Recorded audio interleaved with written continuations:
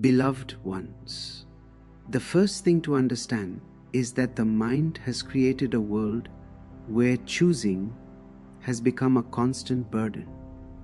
From the moment you wake up in the morning, you begin a long list of decisions: what to wear, what to eat, what to pursue, whom to love, whom to avoid.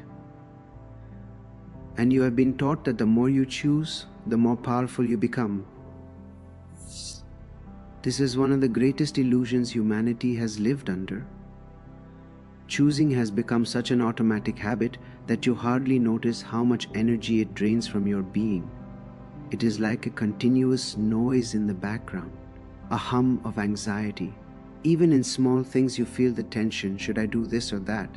Is this right or wrong? Will this lead me to happiness or to misery? And in this never-ending maze of decisions, you forget one simple truth. Life is not asking you to choose. Life is simply asking you to live. When I was young, I too was conditioned to choose. Teachers, parents, society, everyone was whispering in my ear, choose your path, choose your future, choose wisely. But how can a child choose wisely? How can a mind filled with borrowed knowledge choose truthfully? The more choices I made, the more confused I became. The more advice I received, the more lost I felt. And then one day a great insight struck me like lightning. The very act of choosing was blocking my experience of life. Choosing means dividing yourself. One part of you moves in one direction and another part is left behind, wounded, unexpressed. You choose one desire and suppress 100 others. You choose one voice inside you and silence many more. It is like cutting a tree and expecting it to bloom. The moment you choose, you limit your own vastness. And humanity has been teaching this art of limitation for thousands of years. Look around and you will see that people are constantly tense. They are trembling with fear that they might make the wrong choice. They are trembling with the thought that someone else may choose better. So much comparison, so much competition, so much fear disguised as responsibility. But I tell you, choosing is not responsibility. Choosing is bondage. Choosing is the failure to trust existence. When you constantly choose, you live from your mind. But the mind is nothing but the past. It knows only what has already happened. It cannot see what is coming. So every decision you make from the mind is rooted in yesterday. And yesterday cannot guide you into tomorrow. It can only repeat itself again and again. This is why people feel stuck, moving in circles, never discovering anything fresh. I stepped deeper into meditation. I began to see a new way of living, a life without the constant noise of choosing. A life where I simply observed, allowed, and flowed. And in that choicelessness, a great joy arose, a joy that was not based on results, achievements, or perfect decisions, but on a deep trust in the intelligence of life itself. This is the beginning of freedom, to see that you do not need to choose. You only need to be available. You need to be present. You need to be open to existence, which is infinitely wiser than your conditioned mind. When you drop choosing, life begins. Beloved ones, the mind has been given a place it does not deserve. It sits on the throne of your life like a king who has never learned how to rule. The mind is useful, yes, but only for practical things. It can help you remember your way home. It can help you solve mathematical puzzles. It can help you arrange your daily routines. But when it comes to living, loving, being silent, or knowing truth, the mind is absolutely ignorant. And yet, the majority of humanity allows this blind guide to lead them. The mind creates confusion because it cannot stay still. It jumps from one thought to another, from one desire to the next. It is like a monkey hopping from branch to branch. And when you try to make decisions from such a restless place, confusion is inevitable. The mind speaks in contradictions. One moment it tells you to go forward. The next moment it warns you to stay back. One moment it pushes you toward adventure, and the next it frightens you with imagined dangers. How can clarity arise from such instability? I learned very early in my inner journey that listening to the mind is like listening to 1,000 voices shouting at the same time. There is no harmony in it. There is no music. The mind argues with itself day and night. It carries the weight of your past and projects fears into your future. It lives everywhere except here. And because it cannot be in the present, it cannot understand the truth of life, which unfolds only in the present. Many people think their confusion is a personal failure, but it is not so. Confusion is the natural state of the mind. The mind is constantly trying to control everything, even things that cannot be controlled. It wants certainty in a world that is constantly changing. It wants guarantees in a life that is inherently unpredictable. When you follow the mind, you are bound to be torn apart. RT, I too experienced this madness. There were moments in my youth where the mind created storms inside me. It whispered fears, doubts, insecurities. It raised questions that had no answers. And the more I tried to listen, the more entangled I became. But one day, in deep meditation, I noticed something. The mind was noisy, but I was not the noise. I was the one who was listening. I was the witness. This changed everything. The moment you begin to witness the mind instead of obeying it, a great silence begins to enter your being. The mind continues its chatter, but it no longer pulls you into its chaos. It becomes like a distant traffic sound, present but powerless. And from this witnessing, a clarity begins to arise. A clarity that does not come from thinking, but from being.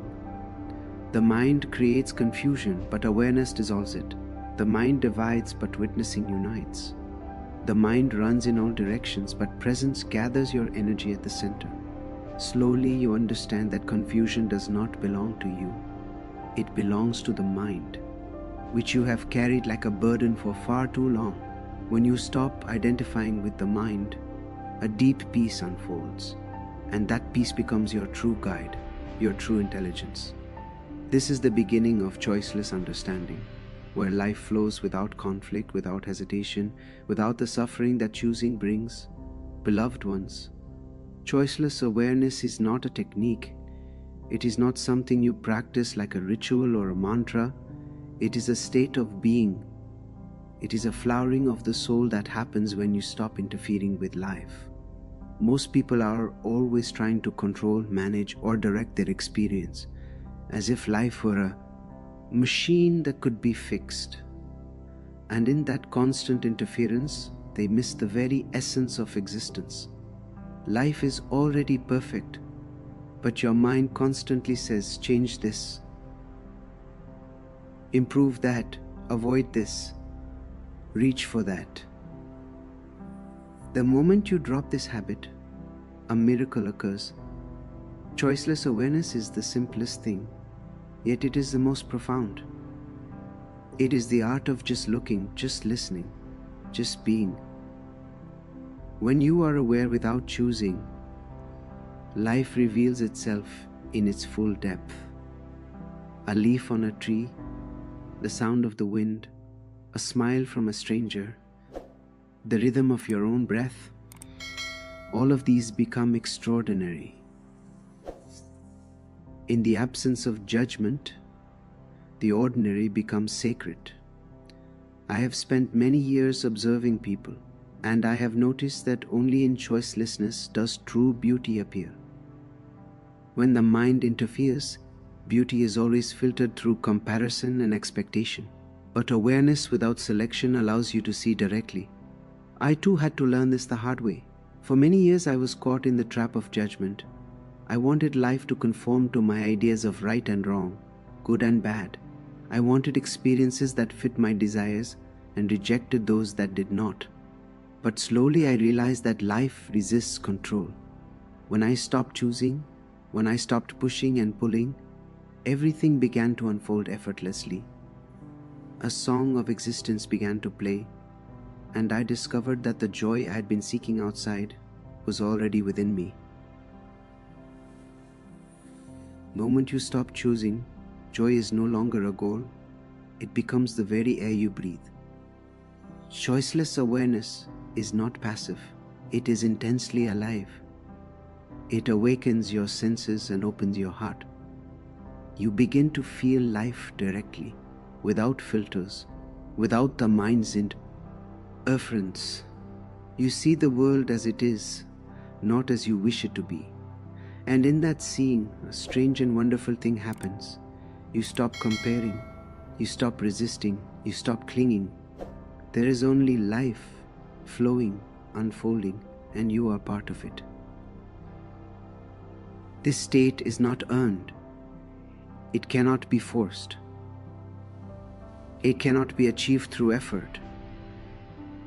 In fact, effort itself, the enemy of choiceless awareness. Awareness is like sunlight. It falls naturally. You do not push the sun to rise. It rises on its own. Similarly, when you stop interfering, when you stop choosing, awareness naturally illuminates your life. And with it, joy arrives, not as a reward, but as your very essence. I encourage you, beloved ones, to practice this simple art. Observe life without choosing. Watch your thoughts without agreeing or disagreeing.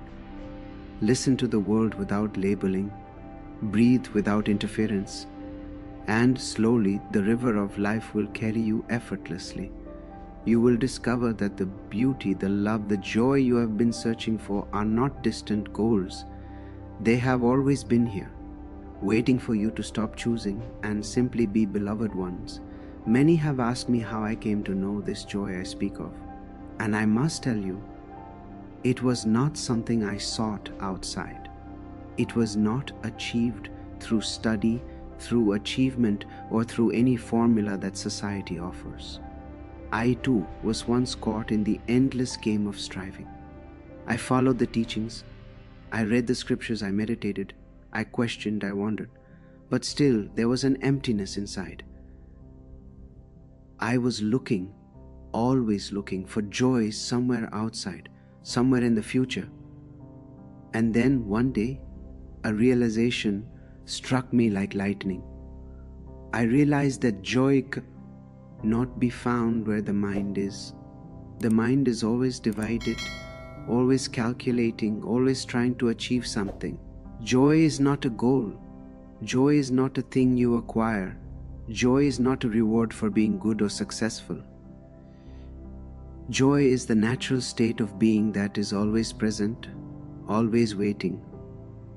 But it can only be known when the chooser, the controller, the thinker steps aside. I had spent years trying to control my life, trying to choose the perfect path, trying to eliminate all uncertainty, and in doing so, I was walking further away from life itself. My awakening into joy came through letting go.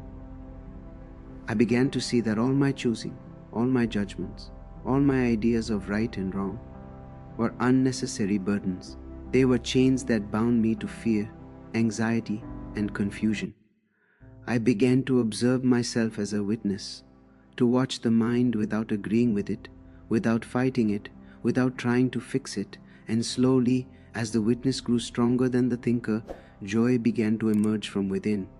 It was not created, it was discovered. It was like a spring that had always been inside me, flowing quietly, waiting for me to stop interfering. I also discovered that joy does not come from doing, but from being. You can meditate, you can chant, you can follow many rules, but if your mind is still busy controlling, you will not know joy.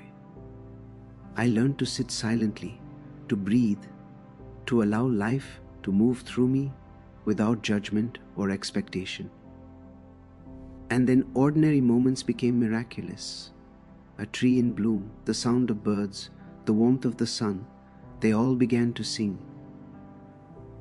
Joy is alive in every atom of existence, but the mind is deaf to it because the mind only wants to understand, to measure, to achieve. I share this with you because I want you to know that joy is not far away. You do not need to search, you do not need to chase. You only need to stop chasing. You only need to stop choosing.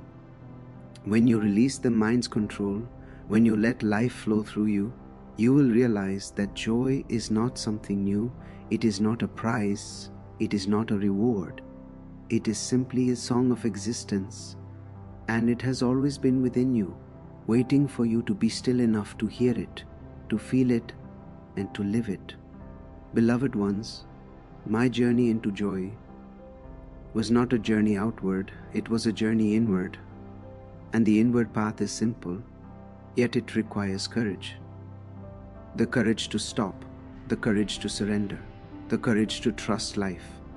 In that surrender, in that trust, joy arises spontaneously, effortlessly, eternally. Beloved ones, to live in joy is to live moment to moment. Is the secret that the mind cannot understand. For the mind is always living either in the past or in the future. It remembers yesterday and worries about tomorrow, but it never comes to the present. And yet, the present is all there is. The present is life itself, eternal, boundless, and infinitely rich. When you begin to live in the present, a strange freedom arises. You no longer carry the burden of regret or anticipation. You are no longer trapped in comparisons or expectations. You are simply here now, alive. Many people think they must plan life carefully, that they must make the right choices to ensure happiness. But life is not a plan, and happiness is not a strategy. Life is a flowing river, and you cannot grasp it with the hands of the mind. You cannot hold it, control it, or predict it. The more you try, the more tension you create. And the mind constantly convinces you that control is necessary, that choosing is necessary, that planning is necessary. But I tell you, it is not. Living moment to moment is the art of surrender, the art of allowing life to carry you, the art of trusting existence. I have observed that when you stop planning, when you stop deciding in advance who you should be or what you should achieve, the universe begins to conspire in mysterious ways.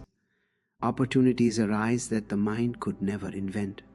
Joy appears in forms that no effort could have produced.